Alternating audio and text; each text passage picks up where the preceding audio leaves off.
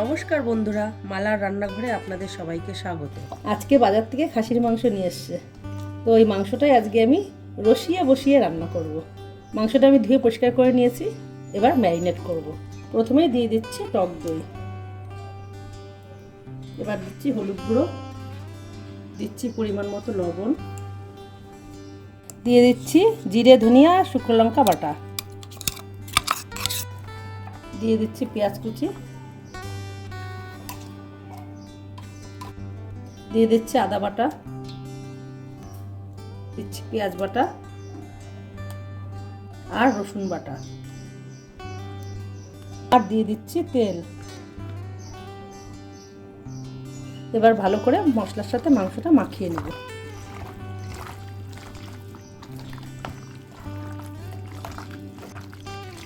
মাংসটা কাঁচা অবস্থায় যত ভালো করে মাখাবো রান্নাটায় ততটা টেস্ট হবে।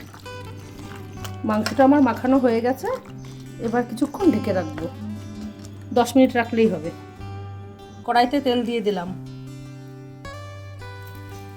জিরে শুকনো লঙ্কা তেজপাতা ফোড়ন দিয়ে দিলাম। এবার ম্যারিনেট করা মাংসটা দিয়ে দিচ্ছি।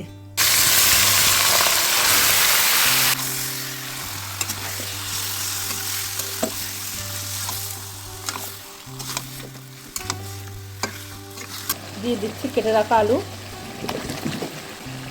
আর চৈজল, দিয়ে দিচ্ছি গোটা রসুন।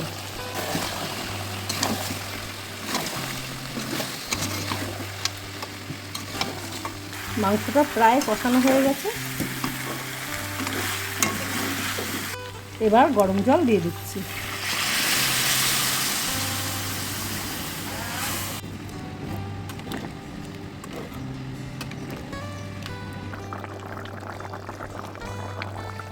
মাংসটা প্রায় হয়ে এসছে, এবার গরম মশলার গুঁড়ো দিয়ে দিলাম।